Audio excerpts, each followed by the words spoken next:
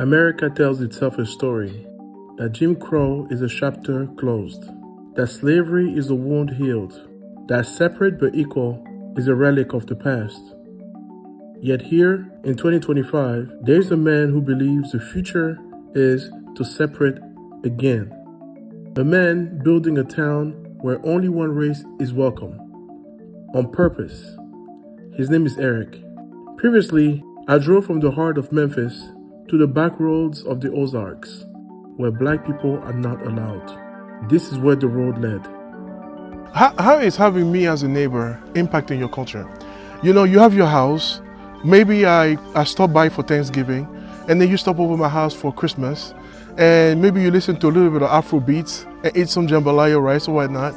How does that change or impact or make your culture feel? What do you feel threatened? Do you feel threatened by us to some degree, us being non-whites?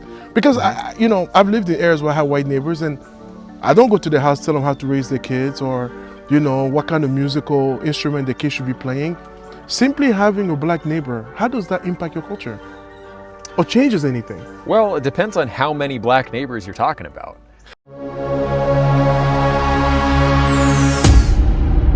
I arrived, parked my car, and within just a few minutes, Eric pulled up. Before heading into his community, we decided to sit down at a small cafe nearby, just to talk, to feel each other out, and to start the conversation on neutral ground. This was our first moment face to face. I'm here at a coffee shop, and I am with Eric. How's it going? Eric, thank you for coming on such a rainy day. So, talk a little bit more about yourself. You're originally from California, right? Yeah, that's right. Yeah. I lived there until I was 18, and then I went to New York for music school. Yeah. What part of California? Between LA and Orange County. Okay. I was stationed in Palm Springs.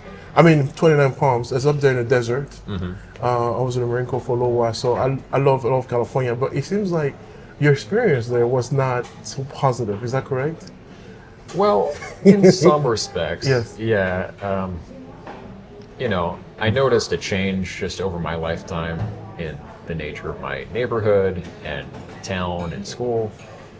And, I didn't really understand how the area had changed over the previous decades. Yes. I would look at my parents' yearbook photos, and everyone looked like them. They looked like me. Mm-hmm. That's the people who built up that area. Right. Of course, going far back in time, it was owned by Mexico. That is true, but it's been more than 100 years since then. And the people who built the town where I grew up, they were my grandparents and great-grandparents.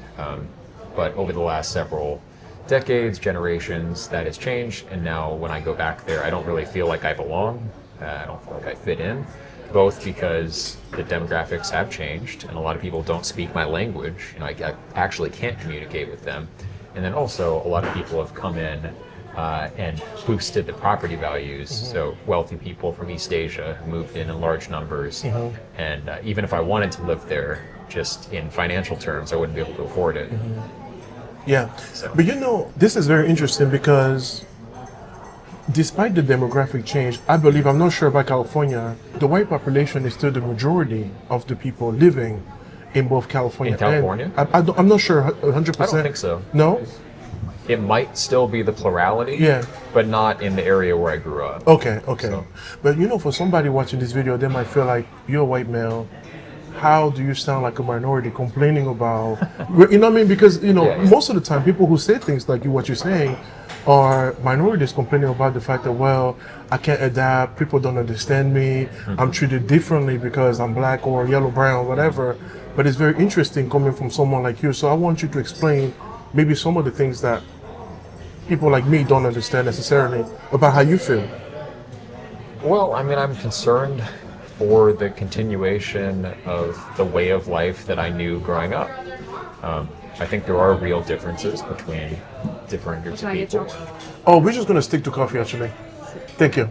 Mm-hmm. And I would like to see those differences preserved. A lot of it is implicit. It's the way we think and communicate and use body language and the kind of music we tend to like and listen to, the kind of art we use to express ourselves. Like all of that it's not that you are determined by your race to have these certain habits, but there are large continuities in these different groups of people, and I'm comfortable in a group of people that shares my background, that shares the same expectations. If I wanted to simply move somewhere where there were more white people, because there are plenty of places in America, like where we are here, Right. where I could do that. But I'm thinking intergenerationally, going down the line, if you look at the overall tendency, white people are a global minority currently. We're 8% or less of the world population. So of all the races, like, there are the fewest white people.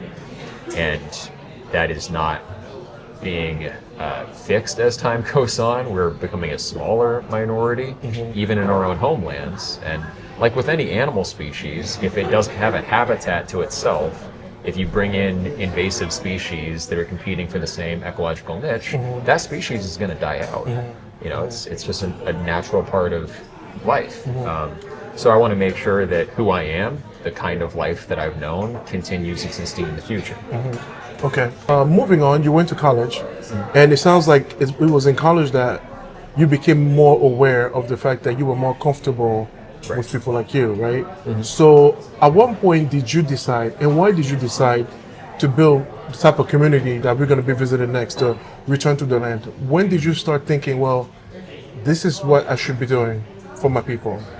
Yeah, I had naturally enjoyed Western classical music and Western philosophy throughout college and before, but I didn't really understand until the first year out of college just how much I was gravitating towards the culture that my people had produced. Yes. And at the same time, I was talking about that philosophy and things like that on YouTube, and people in my comment section kept stressing, like, the demographics are changing and the things that you value are not going to exist unless, some kind of change is made.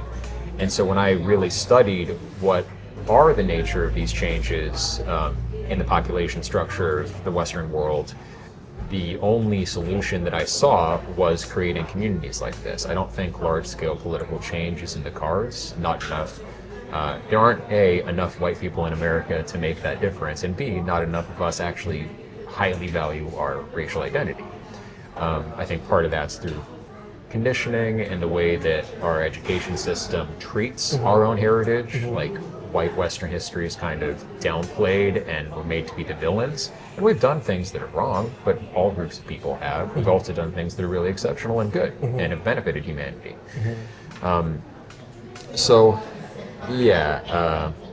I basically thought that the only way that I could realistically make a difference would be to create places where our culture can be continued.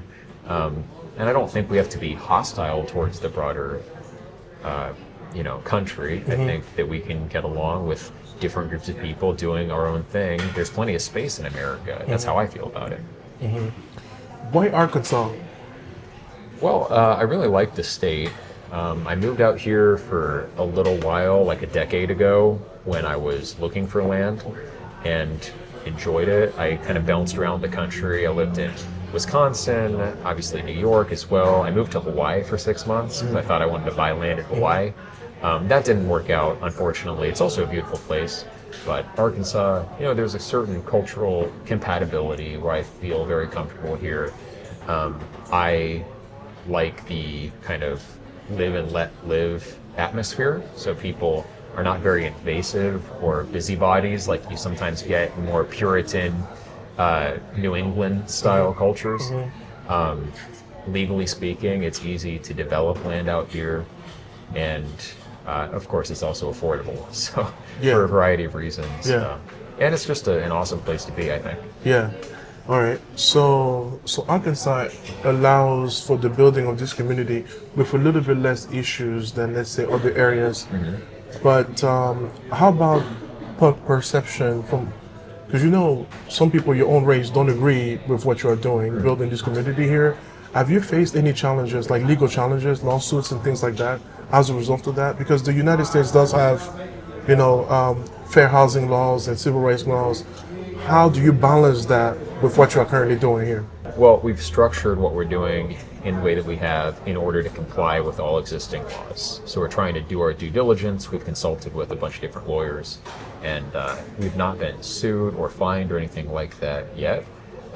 There have been requests for information on the part of government departments who are investigating us, but we believe that what we're doing is lawful, and it's just a basic constitutional right, freedom of association. Now, I like to make a distinction between public markets and the private domain.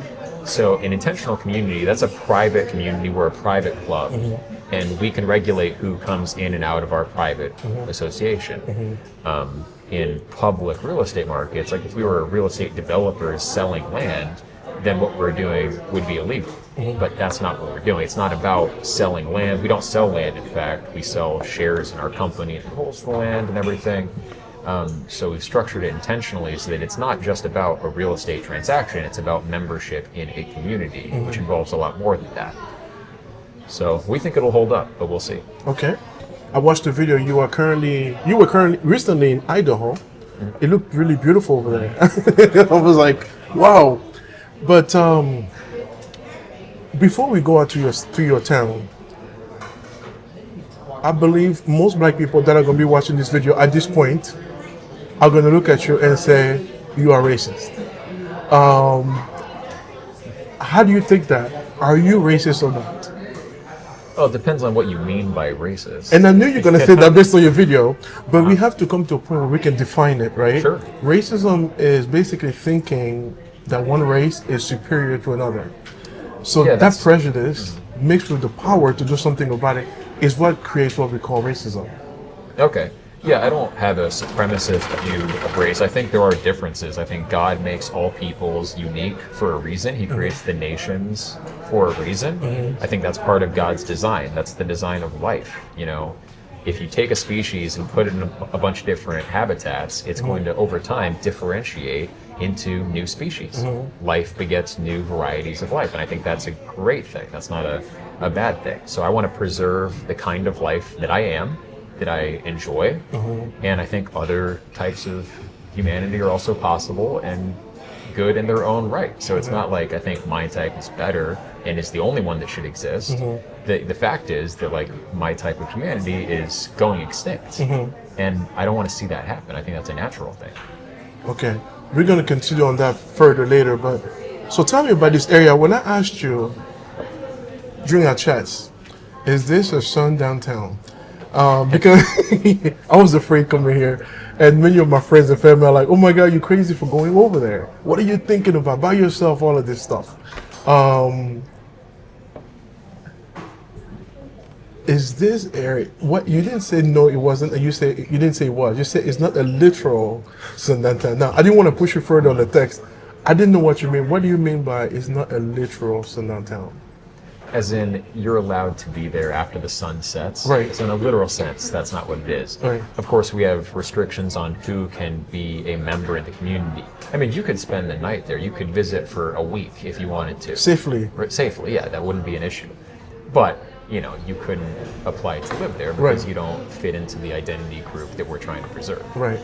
Is there white supremacist groups in the area, like the Ku Klux Klan or all the other, associations around here? Not in the immediate area, but in northern Arkansas, yeah, there's a presence. Are you in contact with them? Do you do interviews with them? Not really. Not really. What is the difference? Because when I listen to you talk, your talking points are very similar to what they stand for. The preservation of the white race, separation and all of that stuff. How do you differentiate a white supremacist group to what you are doing for you not to identify as one of them? Well, so I'm not a supremacist in that I don't think that our race is superior to other races. And I'm also not a white nationalist in that I want the U.S. government to enforce like the well-being specifically of white people. I believe in equality under the law. And typically, like historically, nationalist groups have not believed in that. They want to deport all the non-whites. They want to give white people special legal privileges.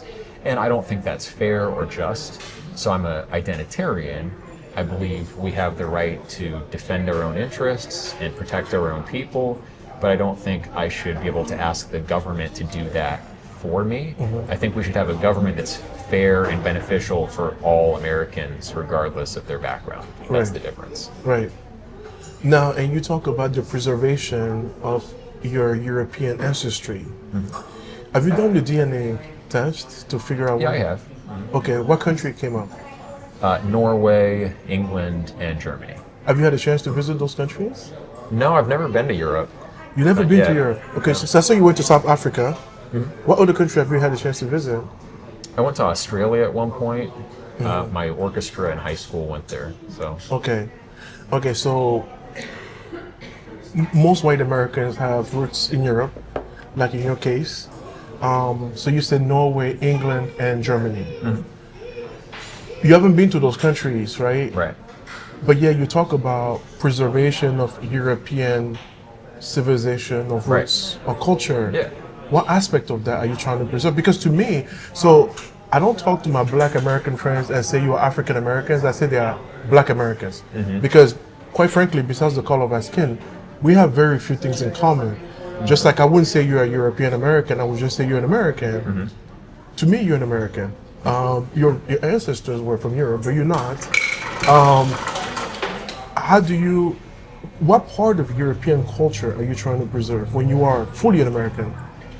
Yeah, I would say that the United States was founded as an extension of European culture and civilization. So they played European classical music, they read European philosophy and literature. I mean, people settled the frontier and brought volumes of Shakespeare with them. So it's always been a continuation of all of those European cultural traditions in terms of literature, music, art, also customs, family structures, religious norms, legal norms. So, I mean, it's no one set of things. I view these traditions as sort of organic entities that are diffuse. They also, to some degree, overlap, like European civilization overlaps with Russian civilization, which I would say is actually a different civilization, although it does intersect. There's also overlap between the Near East and Europe, historically. But there are more or less distinguishable traditions that involve more than I can possibly comprehend. And this country exists because it is part of that European tradition of civilization. I think once there are no longer genetically European people there to continue it, it's not going to continue by itself. But one of the things you mentioned to me, as far as I can see, there are issues that I have with double standard in this country. For example, there's a bottle of wine that I saw at the store, and it's called Black Girl's Magic. And I was always wondering, man, what if a white woman came up with white woman magic? This probably wouldn't be sold in the store. It would probably be, frowned upon. So there's definite double standard in our country here. But as far as anything you mentioned, like your music, your arts, and everything, do you feel like it's under threat? Because I don't think so. I mean, there's a lot of genre of music. People listen to classical music. People listen to hip hop. People listen to country music. But do you really feel like it's under threat? Because if you go to Austria, Germany, their music is pretty much still prevalent. There's a lot more immigrants coming in. There's a lot more mixing. There's a lot more going on. But the primary reason why I think there's less white people is because white people generally don't have a lot of kids. They measure the income and decide, hey, I can't afford more than two. I'm just going to have one. Whereas, like in my culture, I'm from Africa, even the poorest people, they feel like, hey, it's my duty as a man to have 10 kids. They don't even care if they have the money to take care of them. So in that sense, I think that the white population is doing the right thing where, they measure, generally speaking, their income to the kind of kids that they want to have. And that is a debate that I've had, trust me, in Africa many times. You can't afford these kids. Why you keep having kids? So I think maybe increasing the childbearing within the white community will be more of an impact, and not so much us, because I think most people still today want to marry within their own race. Very few marry interracially, but for the vast majority of people, blacks want to marry blacks and white want to marry white.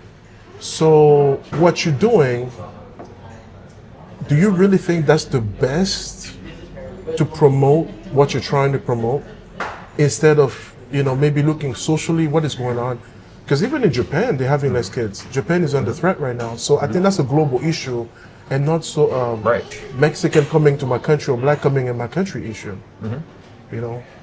Yeah, I think one of the reasons it is an issue is that people feel deracinated and rootless, and they act in the world as individuals, and they don't have a sense of a common identity that they're a part of. Like, part of the purpose in having kids is not just to pass on your genes as an individual, but to continue your people. And we have no sense of that, partly because that's been sort of eroded at a national level where there are all sorts of people in the country. So being an American is not tied to our racial background. And so what is that place where we have a people that we're continuing? If it's not tied to a historical people, then like whether you have kids or somebody from some other country has the kids, it doesn't make a difference, right? So I think that explains part of the birth rate issue. People don't feel like they're part of a people that they're trying to continue. The other, of course, is more pragmatic and it's material. So we are creating a community where it's more affordable and where we have agricultural land and kids are actually an asset rather than a liability. We have more hands to do more of those chores. Not that we're having the kids to do farm labor, you know, but we're trying to make more of that traditional environment where high fertility was incentivized, encouraged. In a city environment, in like the modern suburban lifestyle, kids are expensive and you have to pay for childcare. In our community, we have moms who will watch each other's kids, who will help with homeschooling. So we're trying to solve the material issues as well as this, I think, more fundamental issue where people don't feel like they're part of a broader tribe or community or people that they have an obligation to continue, like you were saying, people in your country feel. So I think we are going about it the right way. Okay, all right. So when it came to construction of your community, Return to the Land, how long has it been around? It's been, what, 10 years now? The community? Yes. 2 years. It's been just 2 years? Yeah. Okay, how many people live there now? Like 40. 40, and it's growing, right? Yeah. More and more. You have what, like 60 acres? 160. 100, okay. So we could host up to 50 households, Okay. ultimately. Are non-whites allowed to work there? Like to build the home, for example? Well, we try to keep all the labor inside the community that we can, just because then we can say this is something that we built, and also it sort of subsidizes our own development. So if we pay our young guys to do the work, then they have money to build their own homes, which benefits all of us. So we try to keep everything inside insofar as it's possible. But, you know, if we have to hire outside and someone happens to be non-white, but they do a really good job, it's not like they are not allowed to do the work in the community. And to apply to live there, what is the process like? You go online, fill out because you're buying shares within the Return to the Land company, right? Well, yeah, so Return to the Land is our association. Okay. A PMA, private membership association. That's what you join when you go to the website, returntotheland.org. Once you're in the association, then you're eligible to apply to buy into the company that owns the land here that manages the community. So it's sort of two different levels. The umbrella group is the association, and that's where we say we're a European Heritage Association, exercising free association. And then under that, the particular community, everything is held in a corporation. A lot of people own land in the same way, even hunting clubs. You'll get a group of guys together, create an LLC, and then have the guys divide up shares in the LLC. And then the LLC documents stipulate who has the right to hunt in what ways, what places.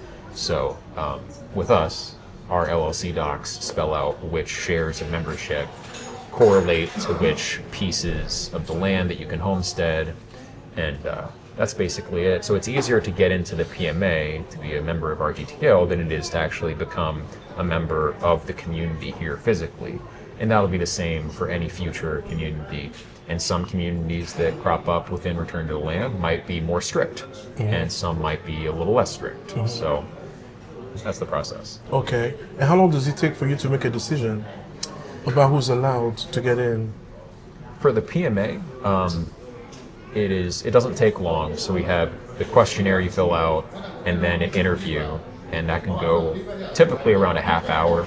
And the interviewer will give a recommendation or not, and then the board will look at their notes and at the questionnaire answers, and they'll vote and make a determination. Now, right now, processing is taking a long time because there are actually a lot of applicants. So we're backed up like a month. Okay. So people from October still have not been processed. So in that sense, it takes a while. As far as the interview process, it's not long. And then if someone wants to join the community and actually live with us, then we'd like to have them come down for at least a couple days and have conversations with basically everyone.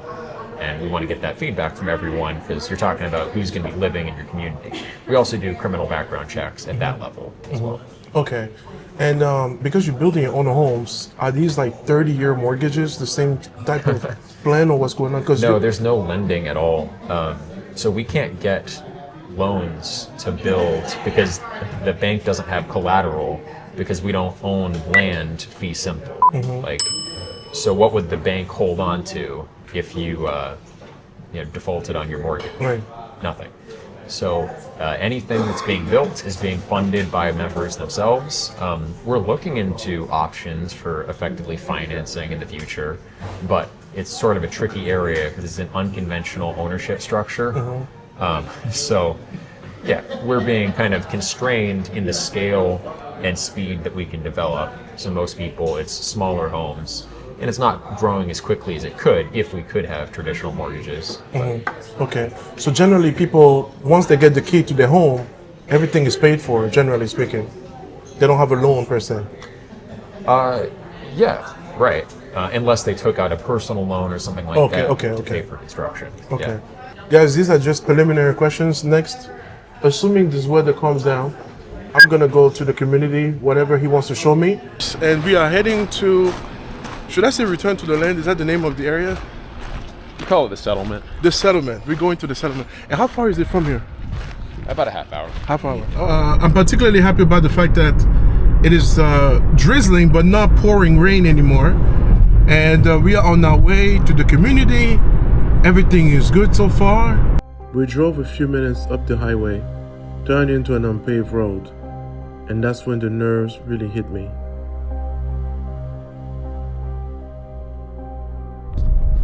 So guys, we made this turn into this area. We're getting closer and closer to where this place is, and as you can see, the road is all muddy over here. Luckily I have an SUV. We've been driving on the main road for a while, and now we are driving in this, in a wooded area, going deep in the woods, man. Wow. So I mean, I knew it was a little bit off the beaten path, but now doing it for real by myself in this place, man. Woo.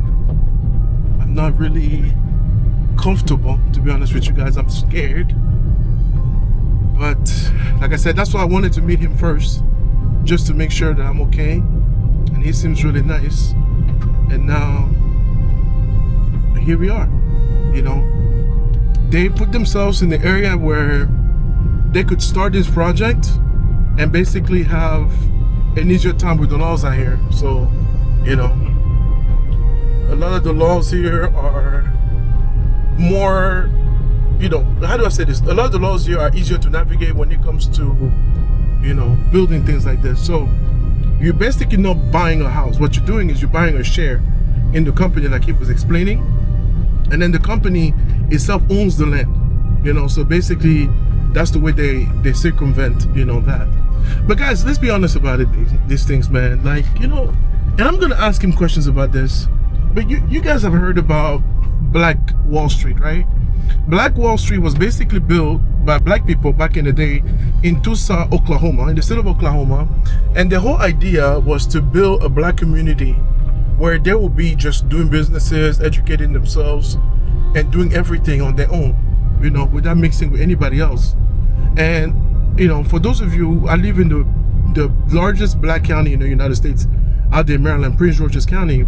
And Prince George's County is a predominantly black area, right? So, you know, I think most people are more comfortable with people like them. So is this really shocking? Does it bother you guys that they are doing this? I know some people feel like, you know, diversity is a good thing. We should just all be happy together. But others feel like, no, I'm more comfortable with people like me when it comes to my safety. You know what I'm saying? So it's just like, how do you balance the fact that people are more comfortable with others just like them? How do you balance that with, you know, the sense of equality? You know, that's basically what it is. So he's stopping here. I'm not sure why. And yeah, it looks like this she's gonna open. So here we are in the area, man. Well, let's see what's up. All right, guys, we made it here to, you call it what, the settlement? Yeah, that's right. The settlement. Am I the first black person to step foot up in here? No, the UPS driver is usually black. So. Okay. All right, so what's happening here? It looks like people are building, you know, more homes. This, I'm building my home up here. So oh, you don't have a house yet? No, I actually don't live here yet full time. So I put that building up mostly for storage as a shop as well. Okay. There's my office. Okay, but right I don't there. quite have a living space ready to go. And I do have 4 kids. So. Wow. Okay. Yeah. So, but I have a house 15 minutes away. I'd like to move on as soon as possible. Yeah. So. Yeah, so how long is it going to take you to finish this? Probably 3 to 4 months. I got a kit. So it's just a simple kind of metal building frame. We're doing a footer and then cinder block walls, crawl space. So it's pretty elementary construction, 1,000 square feet. So on the smaller side, but I just want to get something where I can move in as soon as possible. Makes sense. Yeah. All right. So you mentioned safety as one of the reasons why this is important. Yeah. Why do you only feel safe, or do you only feel safe around other people that are white? Knowing most black commit crimes against each other for the most part, and most white commit crimes against each other for the most part. Right. There are some interracial crime, but when you look at statistics, you know you're more likely as a white male to be hurt by another white man, not me. Right. So why separating yourself like this? Well, I think people commit crimes against those who are around them for the most part. Right. So the fact that most crime is within race, not between races, I think it's just a factor of black people mostly living around other black people and white people mostly living around other white people.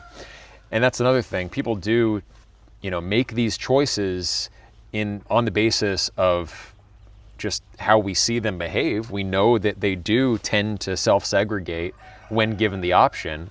So I think it's not that strange that we want to be explicit about that rather than implicit. Everyone else is doing it. They're just lying about it or not being upfront. We're being upfront saying we prefer to be around our own. As far as the safety is concerned, though, we're not just selecting on the basis of race. We also do criminal background checks for the people who live here. And we are selecting people who we get along with. So my neighbors here are not just of the same race. They're also my friends. I know them, you know. And that's something that we've kind of lost in communities in America for the most part. Most people don't know their neighbors, but we do. Okay. What kind of music do you listen to? Primarily classical music. That's what I went to school for. So no R&B, no hip hop? Not really. No. How about sports? I'm not big on sports. Okay. I don't watch sports. No. You don't watch sports at all? I'm asking you this question because I'm trying to see where your personality matches with the black culture. You know, do you have black friends? Did you ever have black friends? I have had black friends, yeah. So I grew up in Southern California, primarily around Hispanics and Asians. I had a lot of Filipino friends. There just weren't a lot of black people in my neighborhood, though. Yeah. I was in the military. I was in an Army Reserve band, and I made friends with some black folks in the military. One of my best friends during basic training was black, and he was more racist against the other blacks than I was. He was constantly saying how they need to act right and stop getting us in trouble. So, I mean, I think there are good black people. I think there are bad white people. Right. There are good and bad people of all races. Right. So, given that you are seeking more power, politically also, if I understand what you have been saying in other videos, What might be concerning, I guess, to a lot of people, besides the fact that you are living secluded here, which is fine, to each his own, right? But as you seek more power, let's say you get a mayor, a governor, next thing you know, somebody from this community becomes a senator or even president of the United States. What do you want to do with people like me then? Because if this is a sample for what America has to become, where everybody's on their own, we're going back to separate but equal, something that this country has fought heavily to stop. And I guess, how do you feel about separate but equal? Do you think America is better separated like this, or us all getting along and trying to work through our differences?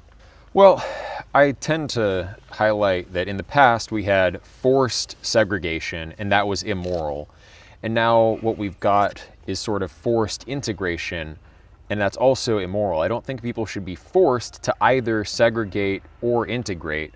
People should be allowed to create mixed communities if they want. They should be allowed to create homogeneous communities if they want. I do believe that racially homogeneous communities tend to be better for the people who live in them. I think there are higher rates of trust and a stronger feeling of belongingness. There's more solidarity in a group that shares a cultural background. And I think that's borne out by the data.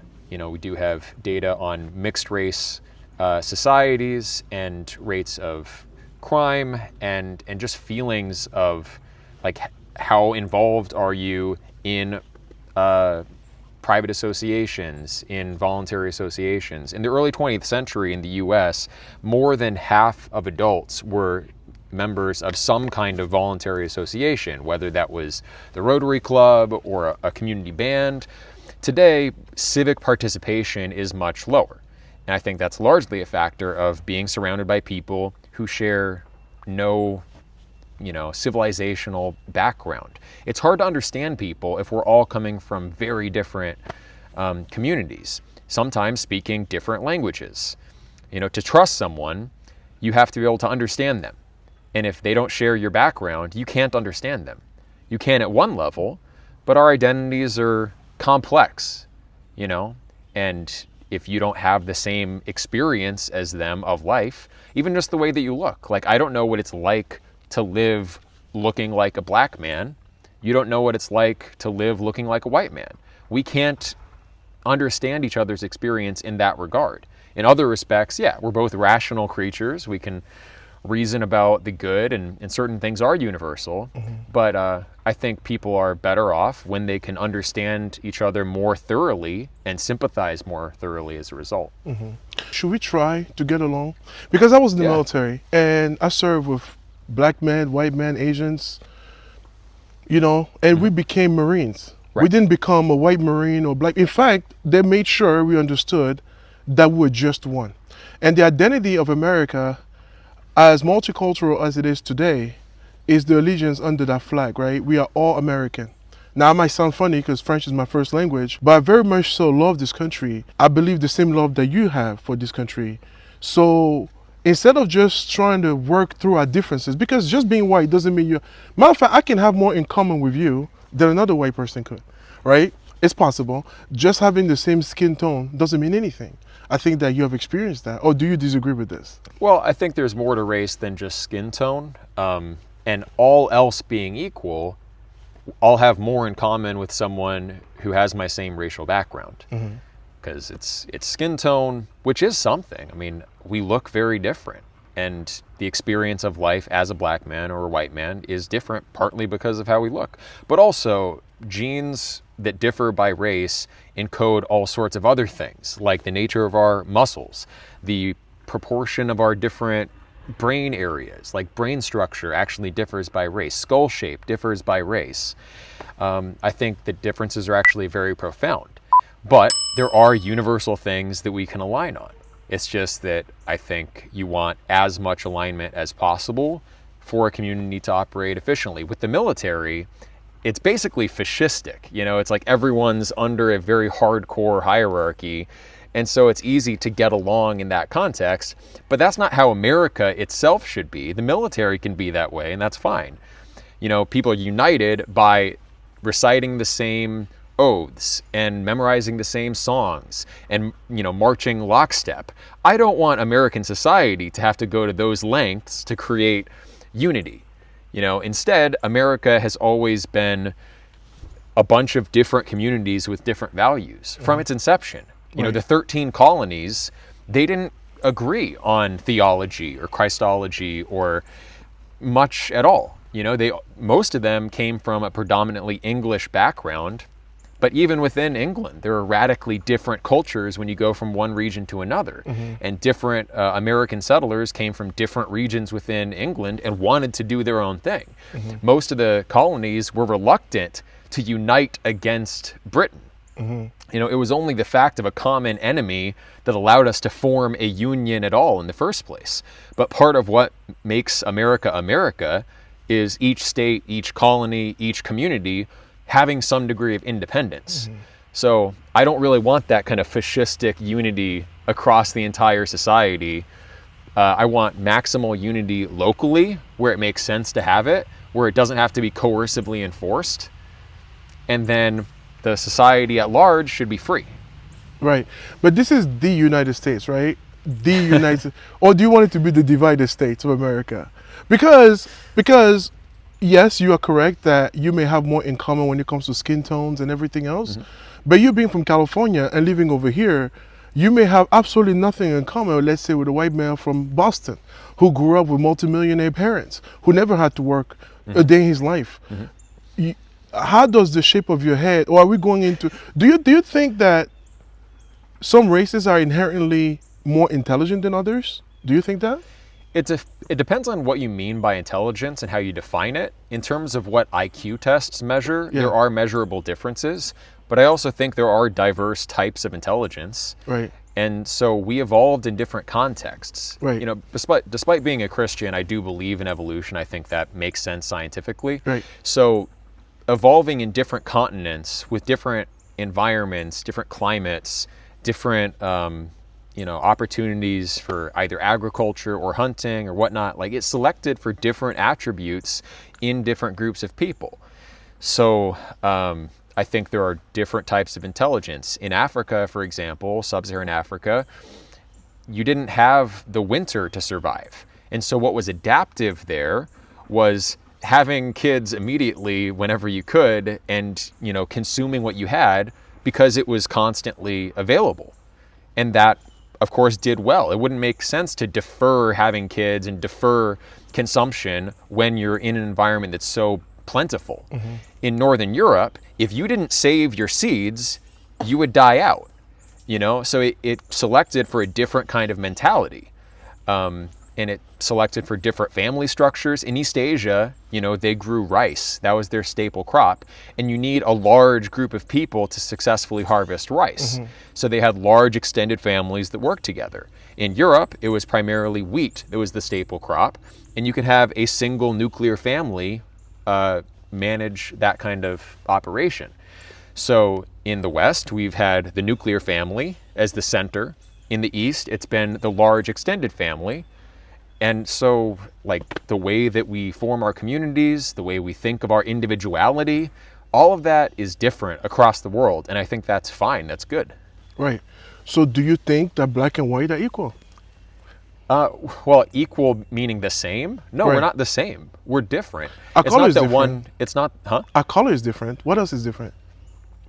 Well, I mean, the type of intelligence that we have on average, right? Give me an example. So, IQ is not just the general factor or an overall number. It's also specific types of intelligence. So Europeans have a high spatial intelligence. Spatial reasoning is what you use in engineering and architecture and things like that.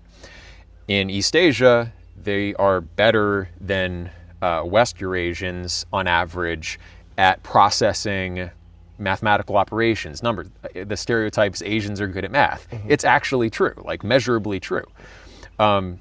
Sub-Saharan Africans are also very good at number manipulation. I think on average they're better at counting backwards and certain addition, subtraction operations than Europeans are. So there are different types of intelligences that different groups of people, I think on average Black people tend to be very good when it comes to language. Their verbal intelligence is high. That's why so many rap artists are black, I believe. So yeah, the types of intelligence that we exhibit, the types of personal qualities, I don't think of it in terms of one is superior, one's inferior. I think there are simply different values that different communities have, and that's okay. Do you believe one race is more prone to violence than another, crime in general? Statistically, yeah. But also, like, different civilizations or societies have different tolerances for violence. So Germanic Europe, prior to Christianization, was far more violent, as far as we can measure, than sub-Saharan Africa is today. So it's not like it's just baked into the nature of white people to be less violent than black people. It's also, what does that particular civilization condone and endorse? In the West, our legal concepts come from 1,000 years of Christendom, Christian history with Christian legal norms and punitive measures. So we've executed many of our criminals generation after generation, and we've selected a certain kind of personality type in Western Europe. Different things have been selected for in East Asia. East Asia, on average, they're less violent overall. Their societies tolerate violence less than it's been tolerated in the West. In sub-Saharan Africa, in Latin America, violence is a little bit more prevalent. I think it has not been as suppressed. I also don't think violence is necessarily always in every respect bad. Like in schools, if you get in a fight, I think you should have an attitude of boys will be boys and let them work it out. But lately, we've expelled people for getting in fights in school. We've completely suppressed that natural male instinct to, sort out the hierarchy and do all of that. So, I don't know. It's not like criminality is a universal concept. It's like a society, a civilization defines what is tolerated, what's criminal, and what's not. In the West, we have our values, and according to our standards, we're less criminal on average than black people. I think that's measurably true per capita, but that doesn't mean that always has to be that way. There are cultural factors also that contribute. So, there are different hormonal profiles too. Like, I think black people on average have higher testosterone than white people, and white people have higher testosterone than East Asians. And testosterone correlates with propensities to violence in general. But like I said, you can have positive outlets for violence that are constructive and just part of life, and then you can have negative ones that are socially harmful. So, I don't know, it's a complex issue. Like, the different races do have different propensities and tendencies, but how we manage those, it has to be crafted by a particular society and what we tolerate and what norms and concepts of criminality we want to institute. Right. So this idea that blacks commit more crimes in general, I have to tie it up to social economics, right? Violence is more prevalent among people who earn the least amount of money. That's generally speaking. Rich people commit crime, but a different type of crime, and usually non-violent crimes, and they commit a lot less crimes overall because they have money. Generally speaking, it's people who have the least that commit the most. Sure. So when you look at poor whites and you look at poor blacks, the behavior is not very different. You will encounter, the rate to be quite similar. So I don't know how much credit I can give to race versus just purely the social economics. Yeah, I hear that. I think when you control for income, there are still discrepancies. I've seen charts that indicate that, a black college graduate on average has a similar crime rate to a high school dropout who's white. So there are differences when you control for income. So even at the same income level, all else being equal, there's still racial differences in behavior. And I think a lot of that is hormonal. It's the way that we think, the way that our brains are built are different.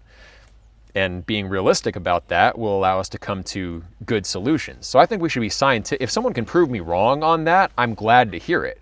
We should be scientific about the nature of race and racial differences so that we can build our societies appropriately. You know, if we have the wrong expectation, if we think that everyone's exactly the same, then any inequality of outcome we're going to chalk up to some kind of systematic or systemic oppression or something like that. But if there are simply differences in the first place, then we need to build our societies to compensate for those differences and be realistic about the way that people actually are. But how are we going to build it if what we do is separate ourselves? Like if what you're building here becomes the model, and black people build their own communities, Asians build their own, and we barely interact with each other because we just don't go to the same schools, which I know is your plans to build schools after this. So now you're going to have an entire white population growing up in the white area, going to school only in white schools, and you may never even interact with black people. How are we going to work as a society? Because America is getting more and more diverse by the day. And I know that's something you're fighting against. But at the same time, you're telling me that we can build a society to address those differences. Right. We have to interact with each other in order to fix that. How else can we do that if we stay away from each other? Well, if there are real differences and we have communities that can develop appropriately matching those differences between different people, then everyone can get what they need. So if sub-Saharan Africans benefit from a different kind of social structure than Western Europeans, under my model, they can do that. They can have the kind of society that leads to their flourishing. We don't have to have one size fits all pushed onto everyone. We also don't have to enforce this kind of segregation. I personally believe that societies tend to be healthier when they're homogeneous, but I don't believe in forcibly stopping people from integrating. And so you'll have some communities that maintain their identity. You'll have some communities that blend and create new identities. And each of those communities can tailor their way of life to the nature of the people that constitute that community. I think that's better than one size fits all or expecting everyone to unify based on some kind of top-down imposition. Let's not impose it. Let's allow nature to take its course and everyone to go their own way while also allying around the well-being of the country as a whole. I mean, that's how empires historically have been. Like the Persian Empire, there were a bunch of different ethnicities and religious groups in it, and they all benefited from that empire. In Rome, you know, different nationalities were involved in the Roman Empire, and many of them celebrated it. Eventually, the Germans celebrated a Roman identity because they believed in the benefit of it. So I think there's always going to be, say that I get my way and everyone has the community that they want. There's going to be some representative of these communities that's able to rationally understand the greater good, the common good. So just because they were raised in a white community doesn't mean they won't be able to interact with an intelligent black person or an intelligent East Asian person and negotiate about, okay, how can we make the country as a whole better, American empire better? How can we make the world better? We should have those conversations. It's sort of like the UN, right? Like each nation has its own rights and its own sovereignty, but also we can come together and discuss the greater good. Okay. Part of my understanding about the requirements to be in this community, you don't allow Jews or gays, right? Is that accurate? Yeah. Okay. So many Jews, especially American Jewish people, trace their roots back to Europe. Mm-hmm. And as you know, there's many Caucasians who are gay. And they have, by your definition, accept those differences, similar traits than what you're seeking to live here. Why is that? If you can tell me precisely, for the Jews and for the gays, why aren't they allowed to, let's say, be part of this community here? Well, our association is not just about European ethnic identity, it's also traditional European values.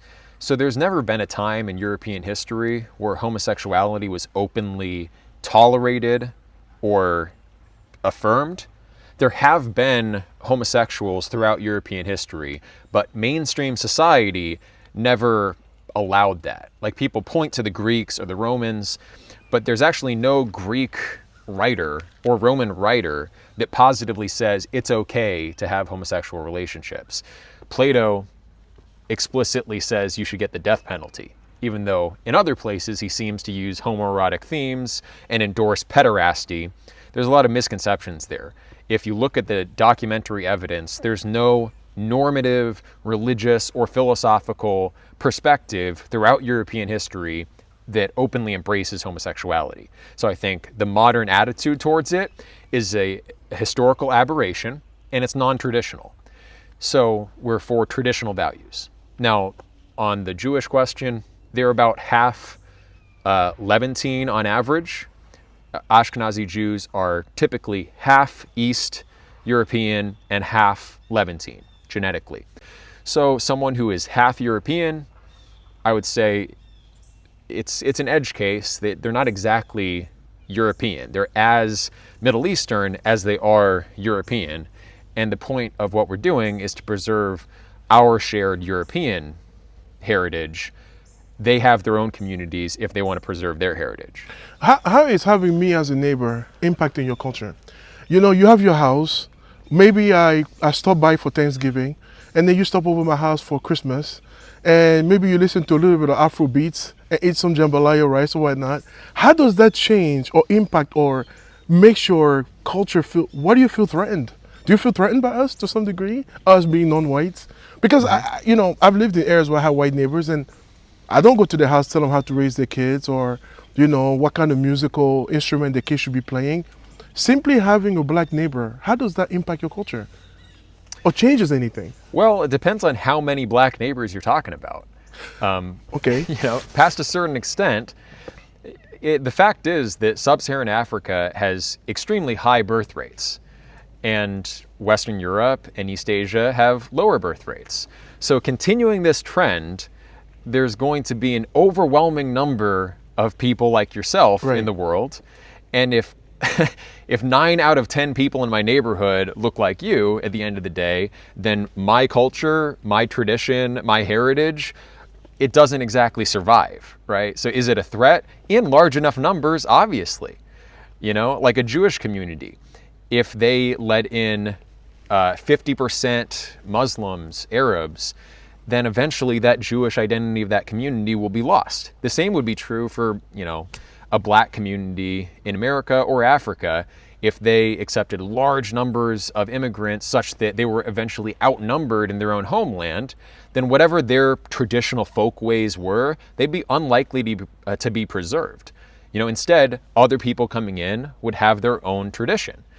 And I think that a large society can assimilate people in small numbers. And historically that has happened. It's not like black people have never entered into European society. It was tolerated, even, way back in the day, in the Age of Kings and all that. So it would happen in small numbers, and people like that could gradually be assimilated. In the next generation, they'd be even more assimilated. And then eventually you can't even tell the difference. Mm-hmm. That's if they're in small numbers. Mm-hmm. But past a certain point, it's not assimilation. It becomes an invasion and competition for your territory. Right. That's just the reality. Right. And as an immigrant, I hear this argument, and I definitely believe that every country has a right to control who is coming in their country, right? Because you don't want your culture to be threatened. But what you're doing here, many might view this as, let's say, extreme. Because it's not like you're saying, okay, we're going to have 100 homes built here, and we will allow for 5 non-whites who align with our values. You are saying none whatsoever. Why is that? If you understand that it may not be a threat to your culture if there's a limited number of people, why go to the extreme of saying absolutely nobody who's not white can live here? Don't you feel like it might be a little bit extreme? Well, we're not a large society. We're doing this because our nation state did not preserve our heritage like that. That was the expectation going into it. Like, my ancestors came here thinking it was a white country. When they passed the Hart-Celler Act in, I think, 1965, mm-hmm. they told the American people that the demographics of the country would be preserved. Mm-hmm. But they weren't. They were lying. So the American people were lied to, white Americans were lied to, saying that, you won't become a minority. Mm-hmm. But then the policy has been to bring in very large numbers of non-white people who often don't assimilate at all. They often speak their original languages and live together in communities of their own. So because our government hasn't maintained some kind of barrier there to preserve our culture. Now we see what we're doing as compensating for that. Now, because we're not a vast, mass society, we are a small neighborhood, it doesn't make sense for us to set aside some percentage of non-white people when, we're not depriving anyone of opportunities, and there are not so many people here that it makes sense that we need people coming in. I hear you, but you are getting more popular. You've spoken to TMZ, Sky News. Your name is out there, and you are growing. You were recently in Idaho. You're looking for more land. This is just the beginning. I'm pretty sure if this continues 5 years from now, you're going to have several states and much more acres. So that's what I'm saying. Maybe now it doesn't make sense, but what happens when you take entire cities, entire states even? What happens then? Well, if we got to that point, then we would function more like a national government. And if that's the business that we were in, it would make sense to evaluate that kind of immigration policy. But we're not at that scale. We are an intentional community that's built around shared values and shared heritage. I mean, you don't go up to a Jewish community, an Orthodox Jewish community, and say, hey, why don't you take a certain percentage of Arab Muslims into your community? It just doesn't make sense. That's not what their job is. If it's the nation state of Israel, then they have to think about how can we assimilate a certain number of our neighboring population. Like, they have an immigration policy. It's possible to move to Israel, I think, even if you're not Jewish. But that's a nation state. That's millions of people. In a Jewish intentional community, you wouldn't expect them to do that because that's not what intentional communities are about. I was in Israel not long ago, and it was a big surprise for me because based on what I was watching on the news, I didn't expect Muslims to be living in Israel peacefully. And despite what's going on at the border and in the Gaza Strip, there's a lot of Muslims in Israel, and they have Israeli citizenship, and they are allowed to pray peacefully. They maintain their culture. They raise their kids. There's actually very limited issues for Muslims in Israel. And that's a part of the media that they just don't show that. There's a possibility for us, to mingle. I understand that right now you're starting your project, but Eric, listening to you, you have much bigger goals than that. You want to grow more and more and more because you feel like the white race is under threat. So you want to preserve that. So that's my concern, is that as you grow, and you will continue to grow, because reading the comments on your videos, many people agree with what you are doing here. So what happens when you get bigger? And let's say you become a governor. What happens to people like me, who we've gone to separate and equal before? And it was very much separate but unequal. And white people, for the most part, have more political power, have more financial power than black people. White people go to school at much higher rates. And this difference is getting bigger by the day. So as much as America is getting more diverse, the black population is losing even their homes. There's less black owners today, less black homeowners today than there were back in the 80s. That's concerning. So listening to you, this divide is just going to continue to increase more and more and more. We have issues that I think as Americans we can work together, but again, I want to push you on having one black person living in this area will not be a threat to your culture. Or do you disagree with that? Again, it's what is the intention of our community? It's an intentional community for preserving our heritage, our way of life, and that includes our biological heritage. Like, I like the way that white people look. It's the way that I look. I think that's itself something that you can value. You don't think black is beautiful? It is for their own people and the way that they No, want I'm to saying be in for the you. world. Do you find black women attractive, for example, in general? At least one of them. Sure, like aesthetically, there can be beautiful black women. Right. But like, I'm saying I want to preserve the unique kind of beauty that you find in the European race also. It's not like I want only them to exist. It's like I want to preserve our differences. And what happens if a girl from here decides to date a black person? Then what? What happens to her in the community? What happens to her home ownership here in the community? Well, she no longer matches the values of our association. So it wouldn't make sense for her to be a part of that association. The association is for people of European heritage who seek to preserve that heritage and traditional identity. So if you don't meet that, then it wouldn't make sense for you to be a part of the association. It's not like you can't live in this general area or do your own thing. It's that this is a private club with a very specific objective. And like if in an Orthodox Jewish community, someone married someone who was not Jewish, belonged to another faith, well, they might not be allowed to exist in that Orthodox Jewish community. They probably wouldn't be invited to take part in those community events. So if someone was to mix with a different race, then they wouldn't qualify for our association. Now, if they had already lived here and they decided to make those changes, we have ways where they would be most likely kicked out of the association, but they would still own their share here. And they would be able to sell that share to someone else. We have ways where we would fairly assess the value. We'd bring in an outside assessor. It's not like we would just take their stuff and force them to leave. We would fairly compensate them. And it's not like we would hate them, but they wouldn't match our values. Okay. What else is not allowed here? So you're not allowed to date outside your race. Obviously, childbearing, you'll be kicked out as well. What else are the bylaws that you can share with people who are curious? Because I feel like, well, if I own a home, and I know this is different because you bought a share, but let's say I was white and I bought a share and I'm building this gorgeous home over here, and I happen to fall in love with a Chinese woman. Now, this is still my property, but you being the president of this association will force me out. Well, I wouldn't personally myself to be expelled from the community.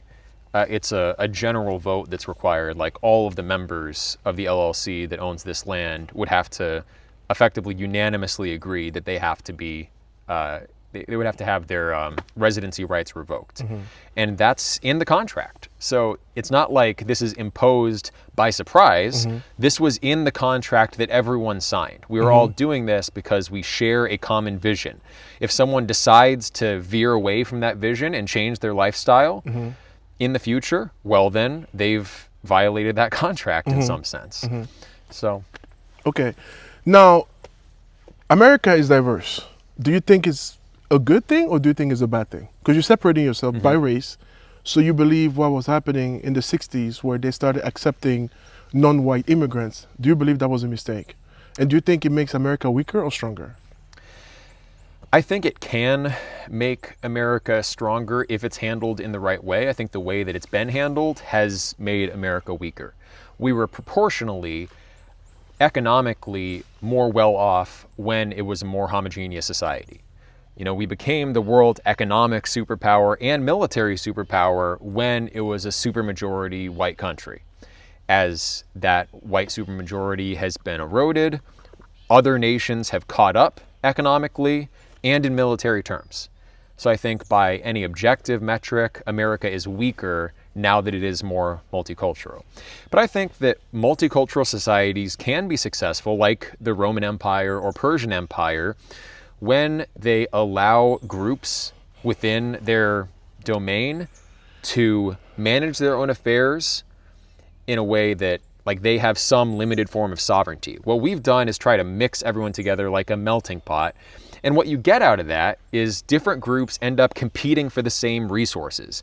Rather than the state having a way where it can allow each community to do its own thing as it wishes, being forced, like we were all paying taxes into the same budget, it's the same laws that apply to all of us, we're kind of forced to compete for the same limited resources. Like who's going to get the most benefits from the government? That's why there's a congressional black caucus. There are Jewish lobbying groups that want our government to do various things. So we have all these ethnic groups that are fighting over one government to get the most benefits for their group. And I think that inherently makes our country weaker. Now, if we had a system where we respected the rights of different groups to build communities according to their own values, more like states' rights, more community rights, then I don't see why having different people in the country couldn't be ultimately a good thing. I think America is de facto an empire. I think it could be the greatest empire in world history. I think we could benefit the world. We could achieve some kind of world peace in a lasting sense, which in an age of nuclear weapons and increasingly terrifying AI-enhanced tools of war, I would like to see. I want the world managed in some sense by a benevolent hegemon. And I think a United States empire can actually be that. So if accepting more immigrants from other parts of the world can help us achieve that, then maybe that's worthwhile. Maybe that ultimately makes America stronger. But so far, the actual empirical evidence is that all of that has not made America stronger. It's made American corporations richer by degrading the value of American workers. Because as you increase the supply of labor, bringing in many, many immigrants, now they're all competing for the same limited number of jobs, so they're willing to accept lower wages. So I think it's really financial incentives that have led to the kind of immigration policy that we've had. And I'm sure there's some way to do it where it actually does benefit the country. But as I look at the data, I'm saying this has made America weaker, not stronger. Yeah. There's a farmer that I watched, I think from Alabama or Mississippi, who was complaining about the fact that he has a hard time hiring young Americans to work in the field because the job is just so much harder. But Mexican immigrants coming in, they're working in those fields. Even the president right now, deporting a lot of people, has made exception for certain jobs because America needs immigrants. Immigrants contribute a tremendous amount. From the very beginning, it was African slaves who built the White House. It was African slaves who built the U.S. Capitol. Black Americans, forget immigrants, Black Americans have contributed a tremendous amount to this country, just as much. America was, from what I read, maybe a white nation for about 15 years before they started bringing in African slaves to work here. So, again, I want to push you on this separate but equal. Do you think that was the right thing? Because when I listen to a speech from Martin Luther King, we're supposed to be working together, right? Do you disagree with Martin Luther King idea of black and white working and playing together, having, the same neighborhoods, going to the same schools? Do you disagree with that? I don't think it should be forced. So if people want to pursue that dream voluntarily, then go for it. But if you think that it's a little unrealistic because there are meaningful differences between the races, then you shouldn't be forced into that. But if let's say you were an electrician and you apply for E&L Electric Company, your boss could be very much Indian, he could be black. The world is like that. You don't get to pick who's your teacher is, you don't get to pick, who your boss is. And in the world, as you're raising children, do you expect them to just live in the white world? Because, the world is diverse, the US is diverse.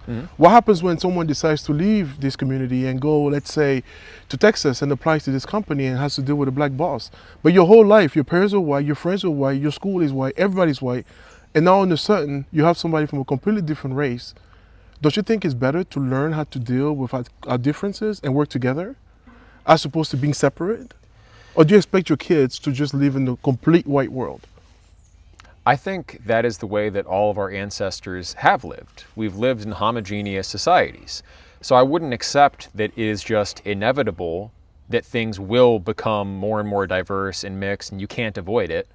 I mean, that's why I'm doing this, because I don't think it is necessarily going to be that way. I think we can have our own corporations, we can have our own businesses, our own communities, our own schools, and all different groups can. And groups that want to mix can also have theirs. So, I'm saying people should be allowed to do what they want and form communities how they want and associate how they want. I am a traditionalist. I think that people get too excited by their theories. They're led by what, their rational model of the world tells them. And many people today have a rational model of humanity as a blank slate, and we can all just get along. But those are ideas. The actual living tradition is what I defer to. I think our ideas of, what society can look like, it may or may not be true, right? We can be wrong about our expectations. What has survived?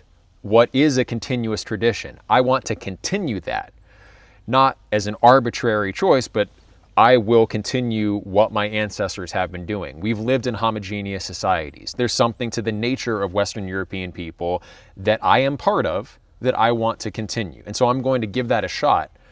I don't think it's inevitable that we will all have to mix together.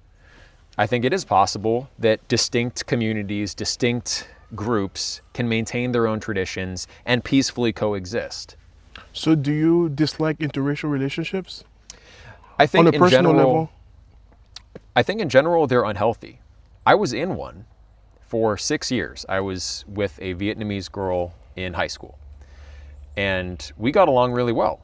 But as we got older, I started noticing some of those temperamental differences, and her values versus my values. Now, values differ, but it was a little bit deeper than that. It was like the way that we thought and saw the world and the cultural background we were coming from was simply different. So I think in general, they are not as healthy for people as monoracial relationships. And the data seems to bear that out, in that interracial relationships result more often in domestic abuse and divorce and single motherhood. And relationships where there is more similarity between the partners last longer and have less violence. I think that's just how it goes across the board with relationships. The more similar people are, the easier it is to understand each other, the more easily we can work together. That doesn't mean you can't transcend those differences, but actually I think only a certain kind of person can. The really intelligent, exceptional, top 1%, they can make a lot of things work. You can have a multiracial society of the top 1% and it can be hyper-functional. They can have relationships with whoever they want, and because they're all very reasonable and intelligent, they'll solve whatever problems come up. But that only works if you're that exceptional. The average person, the fact is they do have these racial sentiments for a reason. Like, nature is telling them, stick with your tradition, stick with what has worked. And not everyone is led by reason. Most people aren't. It's an exceptional minority that can idealize what the world ought to look like and then realize it through their own initiative. Most people, it makes more sense to go with what our ancestors have done and be in relationships that, you could have seen 200 years ago. I have to mention that some of these ancestors did engage in relationship with non-whites and had kids that were biracial. Mm-hmm. You can't control what you're attracted to or who you're attracted to. But what you're doing here is preventing people from maybe living their dream, or preventing people to fall in love with who they want. They don't have to live in our community, is the thing. It's like, we can have both. I'm not saying not allowing interracial relationships. I'm saying we will pursue the kind of culture and the kind of social conventions that we believe in. And we will do that regardless of whether people wish we wouldn't or not. It's not up to you, it's up to me. So. Mm-hmm. What if it's one of your kids? How would you handle that? Because many times it happens, mm-hmm. Personally, I've dated outside my race quite a few times. And many times the girls have told me, well, my parents wouldn't want me to date a black person. Mm-hmm. So I can't present you to my family, or why not? How would you handle that? I think people should think more seriously about that, the impact on the family. A romance is not just between a man and a woman. If it's going to lead to something, mm-hmm. and it's going to be the beginning of a family, then how do the grandparents and cousins and extended family feel? When you have the two different sides of the family, if they don't even speak the same language, if they look totally different, have totally different traditions, when they get together, will there be distrust and hostility? Very often, yes, there will. That's a real social consequence that interracial couples are, in fact, imposing on both sides of the family. And a lot of the time, it's not fair. A lot of people get hurt through that, mm-hmm. out of a selfishness, mm-hmm. that I feel this now and this is what I need.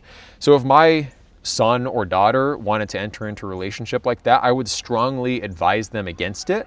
I wouldn't coercively stop them from doing it. Now, if they did it, they wouldn't be part of this association. I would still love them. I would still interact with them. If they had kids, it's not like I would be estranged from those kids, but I don't make the rules with the association. It's more or less a democratic process, so very likely they would be expelled from the PMA. They wouldn't have the right to reside in the land here. But of course, if they wanted to, they could buy a house down the road, and I could still see them. So I don't think it's really any worse than if I didn't have this community and that happened. Well, the other alternative here is that it's possible that they do align with my values, they do stay in the same community, and we can have a town that grows over the generations, and all the families know each other, and it's like, you know, our ancestral condition that we've kind of lost. Do you like black people? Yeah, I mean, there are good things and bad things in my perspective. There are good things and bad things about white people. I think white people are too individualistic often, and a little bit selfish. Black people, I have noticed, actually are very charitable. Like I've had black friends that, you know, they're getting rid of something that their kid was using, and they're very, very readily willing to, you know, give. Property is actually not that significant, or at least they're willing to be generous with it. And I think that's a factor of their evolutionary conditioning, where it was a kind of tribal, communistic environment in most sub-Saharan African tribes. You know, the men would go out and hunt, and then the food would be distributed. That's just what made sense in that kind of economy. In Western Europe, it was nuclear families and self-sufficiency, and there wasn't as much sharing. So I actually like that about the black community. There's a lot of sharing. They do have a very musical nature in general, and I enjoy, you know, jazz, ragtime, the R&B, the hip hop. I don't know yet. Like maybe give me some time. I'll think about it. But the early 20th century African American music, I actually really enjoy. I think there were a lot of very accomplished musicians. When I was studying, like playing the saxophone, I ran through a lot of Charlie Parker solos, and I felt like I got benefit from it. So there are a lot of things about black culture and black people that I like. And then there are things that I like about Western Europeans, especially. Obviously, that is the case. That's why I'm doing this. Right. No, and I understand. I'm asking you this question because you are separating yourself away from black people, you know, purposely. Yeah. So that's why I'm wondering, is there an aspect of the black culture, or I should say African American culture, that you dislike, that you're trying to stay away from? Well, I mean, there are some things that I'm not as fond of. I like things to be quiet. You know, I'm not a big fan of noise.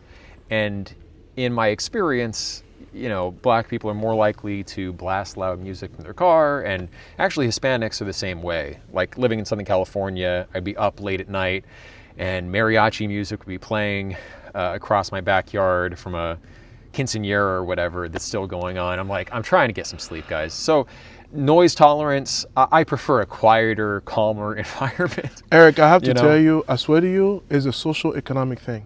Next, I'm planning to keep in touch with you. I would love to invite you to Maryland, where I live. And I live in an area with a lot of black professionals. You have judges, police officers, lawyers, people on the top of the food chain who are black. They don't behave in any way like that. And I assure you, if you go to certain towns full of poor whites, the behavior you dislike, you will encounter exactly the same. Like I said to you, it's not because I'm black that I'm blasting music. Maybe I'm poorly educated and I just don't care. Because me personally, when I drive around the city in DC, for example, I feel uncomfortable if people can hear my music outside. And most black people who are educated do not behave that way at all. So I don't know. I know you're from California. Where'd you go to school? What state? Texas? New York. New York. So, and now you're here. There's a lot more poor blacks in this part of the country than you will encounter in New York, in parts of California, in Washington, D.C. The most educated black people live out east. You know, so maybe that's what you were exposed to, but I can assure you it is not a black thing. It's a social economic thing. I guarantee you that's what it is. That may be the case. I don't know. I think just the level of extroversion is different between the races as well. I think black people are very outgoing and extroverted, and that's good for them. I actually prefer a more reserved, introverted kind of culture. Okay. Like classical music, it's sort of an indoor, you know, controlled environment kind of space. So that's what personally makes me feel comfortable. And also just like there are differences in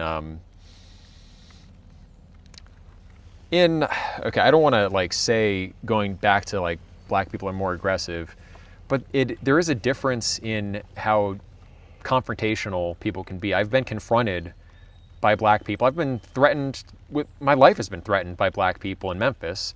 You know, so I've experienced, people in the community have also experienced this. We're more likely to be made uncomfortable and pushed by black people on average. Like, I've never experienced that from a white person. I'm sure it can happen, but This is also, Memphis is one of the most violent cities in America. I know. That's why.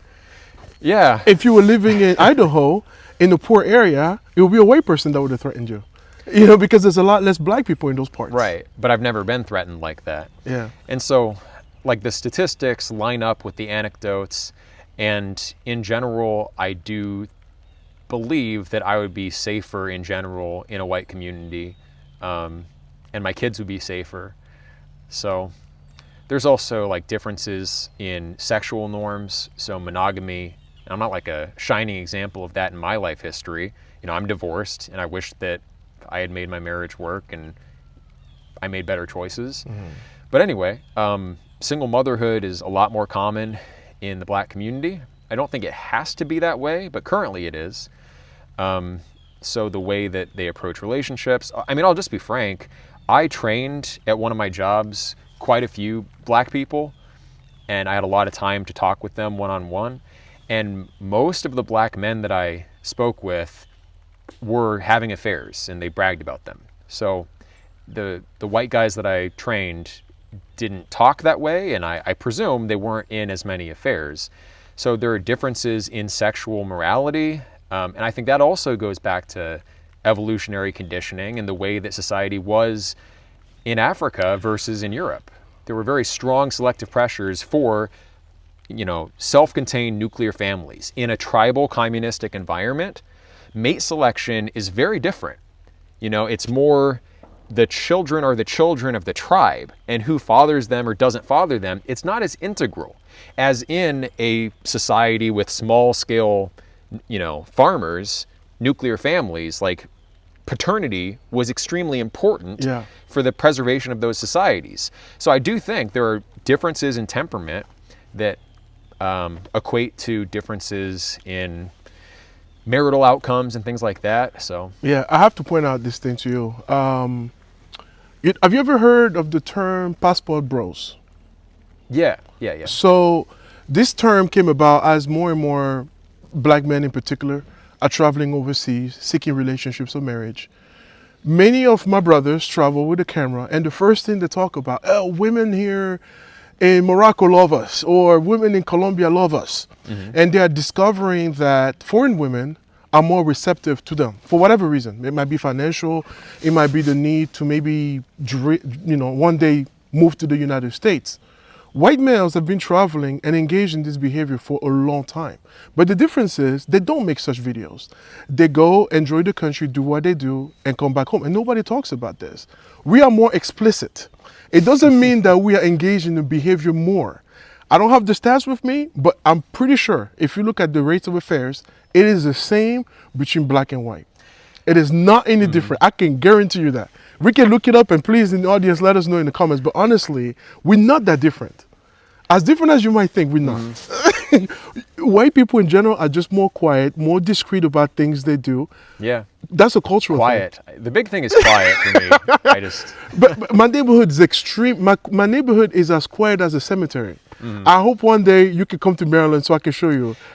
Okay, but the thing is, you can't have a society of only elites. So if only the top whatever percent of black people tend to be that way, well, like, you don't get a town that's only ever elites. It works like in a capitalistic environment. Because you're wealthy, you can be surrounded by people who are well behaved or who behave according to your standards, whatever they are. You have that choice. But if you're building a community to last generations, you can't just rely on wealth as the thing that selects for certain Absolutely traits. not. And that's what I'm saying. Poor whites behave the same exact way that you don't like. The same way. You can look at the crime stats. You can look at the divorce rate. You can look at domestic violence. You can look at alcohol abuse. Poor people are the same throughout races. That's why socioeconomics has a big the data that I've looked at, controlling for income, controlling for education level, there are still measurable differences, significant differences. So I think that, you know, poor white people can behave in trashy ways, just like any group of people. But by controlling our culture and our community, even if, like the Amish, in some cases end up being poor, but they maintain very firm religious values. You know, some Amish people are rich too, actually a lot of them. But like a poor white community doesn't have to behave like inner city trashy whites. But because we're coming from the same cultural priors, by having that as our focus, by having our culture, our shared culture as our focus, then we can have the next generation be a little better behaved, even if they're not all rich. You know, we can have control over that culture. If we don't control who comes in, if anyone can come in, there's no way to control that culture and decide how we want our society to be. On the next video, we continue the conversation with Eric and dive into more complex topics. This is And